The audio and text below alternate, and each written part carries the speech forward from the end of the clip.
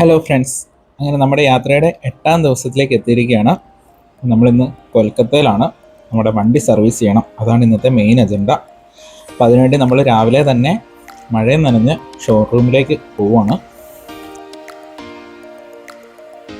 ഇവിടെ നിലത്ത് നോക്കിയാൽ നിങ്ങൾക്ക് റെയിൽവേ ട്രാക്ക് പോലെ ഒരു ലൈൻ പോകുന്നത് കാണാം. അത് കൊൽക്കത്തയിലൂടെ ട്രാമുകൾ ഓടിക്കൊണ്ടിരുന്ന ലൈനുകളാണ്. ഇപ്പോഴും ഒന്നോ രണ്ടോ ട്രാമുകൾ ഓടുന്നുണ്ടെന്നാണ് പറയുന്നത്, പക്ഷെ നമുക്ക് കാണാനുള്ള യോഗം ഉണ്ടായില്ല. ഓൺലൈനിൽ 9 മണിക്ക് ഓപ്പൺ ആകുമെന്ന് കാണിച്ചിട്ടാണ് നമ്മൾ നേരത്തെ ഷോറൂമിലെത്തിയത്. പക്ഷെ നമ്മളെത്തിയപ്പം ഷോറൂമിലെ ക്ലീനിങ് സ്റ്റാഫും സെക്യൂരിറ്റി സ്റ്റാഫും മാത്രമേ ഉണ്ടായിരുന്നുള്ളൂ. അതുകൊണ്ട് നമ്മൾ വണ്ടി അവിടെ വെച്ച് തൊട്ടടുത്തുള്ള ബ്രേക്ക്ഫാസ്റ്റ് കടയിൽ പോയി ഒരു ബ്രേക്ക്ഫാസ്റ്റ് കഴിച്ചു. പൂരി സബ്ജി, പിന്നെ ഒരു ചായ. ഇതായിരുന്നു ഇന്നത്തെ ബ്രേക്ക്ഫാസ്റ്റ്.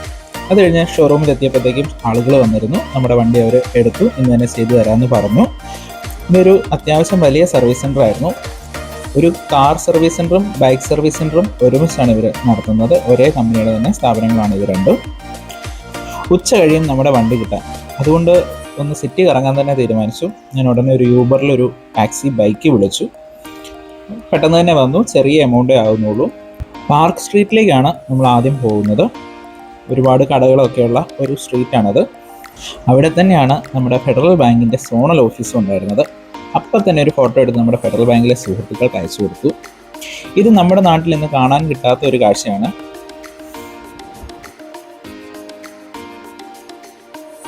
അങ്ങനെ നടക്കുമ്പോഴാണ് ഒരു കടയിൽ പൊറോട്ട പോലെ ഒരു സാധനത്തിനകത്ത് ചിക്കൻ ഫില്ല് ചെയ്തൊരു റോളിൻ്റെ ഐറ്റം കണ്ടത്.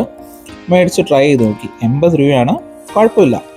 അവിടുന്ന് മാപ്പിൽ നോക്കിയപ്പോഴാണ് മെട്രോ അടുത്ത് തന്നെയുണ്ട്. പക്ഷെ ഞാൻ എത്ര നോക്കിയിട്ടും കണ്ടില്ല. അപ്പോഴാണ് മനസ്സിലായത് ഇവിടുത്തെ മെട്രോ അണ്ടർഗ്രൗണ്ടിലാണ്. നമ്മൾ നേരെ മെട്രോയിലേക്ക് പോയി. അപ്പോൾ ലൊക്കേഷൻ നോക്കിയപ്പം തൊട്ടടുത്തൊരു മാർബിൾ പാലസ് ഉണ്ട്. അപ്പോൾ അവിടേക്ക് പോകാനായിട്ട് MG റോഡിലാണ് ഇറങ്ങേണ്ടത്. നേരെ അങ്ങോട്ടേക്ക് ഒരു ടിക്കറ്റ് എടുത്തു. അപ്പം വീണ്ടും അടിയിൽ ഇറങ്ങി ക്രോസ് ചെയ്ത് വേണം അപ്പുറത്തെ പ്ലാറ്റ്ഫോമിലേക്ക് എത്താൻ. ഇന്ത്യയിലെ തന്നെ ഏറ്റവും പഴയ മെട്രോയാണ് കൊൽക്കത്ത മെട്രോ. നമ്മുടെ കൊച്ചിയിലെ മെട്രോ പോലെ അത്രയ്ക്കും ഹൈജീനിക്കായ ഒരു മെട്രോ അല്ല ഇവിടുത്തെ. പക്ഷെ എന്നാലും കുഴപ്പമില്ല, അവർ അത്യാവശ്യം നല്ല രീതിയിൽ തന്നെ മെയിൻറ്റെയിൻ ചെയ്യുന്നുണ്ട്. കൊച്ചി മെട്രോനേക്കാളും വളരെയേറെ തിരക്കുള്ള മെട്രോ ആയിരുന്നു ഇവിടുത്തേത്. അതുകൊണ്ട് തന്നെ ട്രെയിനിൽ ഇരിക്കാൻ സീറ്റ് കിട്ടിയിരുന്നില്ല. മെട്രോ ഇറങ്ങി വന്നപ്പോൾ നല്ല മാംഗോ ലസ്സി കണ്ടു. അവിടെ സ്ട്രീറ്റിൽ കണ്ട കാഴ്ചയാണ്. ഒരു കച്ചവടക്കാരൻ തൻ്റെ കച്ചവടത്തിനായി ആളെ വിളിക്കുന്ന ഒരു രംഗമായിരുന്നു.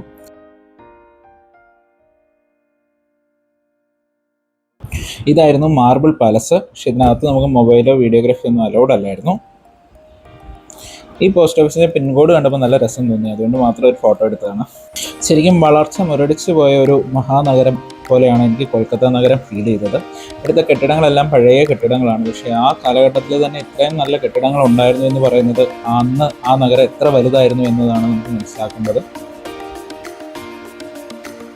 ഉച്ച കഴിഞ്ഞപ്പോഴത്തേക്കും വണ്ടി റെഡിയായി എന്നും പറഞ്ഞ് ഷോറൂമിൽ നിന്ന് വിളിച്ചു. അപ്പോൾ നമ്മൾ വീണ്ടും ഒരു യൂബർ ടാക്സി വിളിച്ച് ഷോറൂമിലേക്ക് പോവുകയാണ്.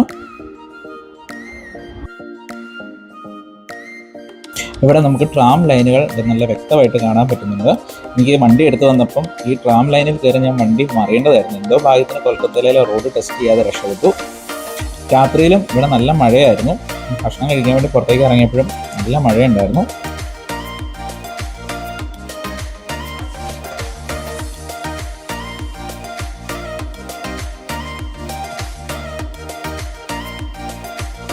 ക്രിക്കറ്റ് പ്രേമികൾക്ക് കൊൽക്കത്ത എന്ന് പറഞ്ഞാൽ സൗരവ് ഗാംഗുലി, നമ്മുടെ ദാദയും, പിന്നെ ഈഡൻ ഗാർഡൻ ക്രിക്കറ്റ് സ്റ്റേഡിയമാണ്. അതിൽ ദാദനെ നമുക്ക് കാണാൻ പറ്റിയില്ല, പക്ഷേ ഈഡൻ ഗാർഡൻ ക്രിക്കറ്റ് സ്റ്റേഡിയം നമുക്ക് കാണാൻ സാധിച്ചു. അപ്പോൾ അതിൻ്റെ ഫ്രണ്ടിലൂടെയാണ് നമ്മൾ പോയിക്കൊണ്ടിരിക്കുന്നത്. ഹൗറ ബ്രിഡ്ജിലേക്കാണ് നമ്മളിപ്പോൾ പോകുന്നത്. പകല് മഴയായതുകൊണ്ട് നമുക്ക് ഇങ്ങോട്ടേക്ക് വരാൻ പറ്റിയില്ല. അതുകൊണ്ടാണ് രാത്രിയിൽ വന്നത്. അതുകൊണ്ട് വിഷ്വൽസ് നിങ്ങൾക്ക് അത്ര ക്ലിയർ ആകുന്നില്ല. അപ്പോൾ നമ്മൾ ഹൗറ ബ്രിഡ്ജിലേക്ക് എൻ്റർ ആവുകയാണ്.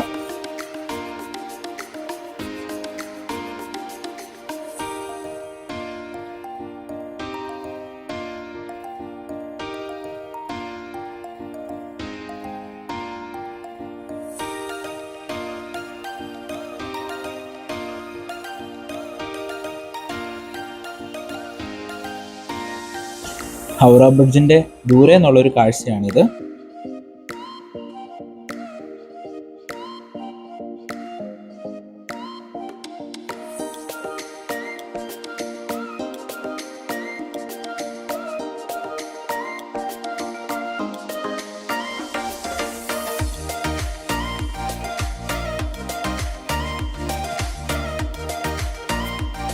ഈ ദൂരെ നിന്നുള്ള കാഴ്ച കാണാൻ വേണ്ടി നമ്മൾ വന്നിരിക്കുന്നത് ലോറി ഡ്രൈവർമാരുടെ ഒരു താവളത്തിലാണ്.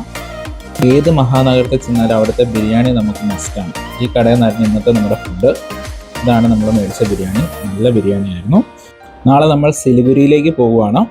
അടുത്ത കാഴ്ചകളും വിശേഷങ്ങളുമായി അടുത്ത വീഡിയോയിൽ വീണ്ടും കാണാം.